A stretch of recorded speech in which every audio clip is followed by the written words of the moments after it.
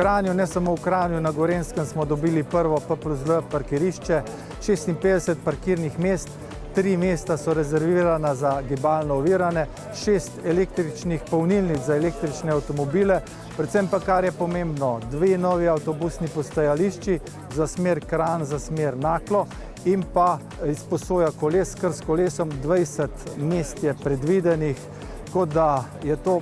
izredna pridobitev za Kranj. Namesto, da se bodo ljudje zapeljali z avtomobilom v Kranj in iskali parkirišče, bo možnost tukaj parkiranja in potem ali peš, ali s kolesom, ali pa z avtobusom nadaljujejo po svojih opravkih ali v službo v mestni občini Kranj.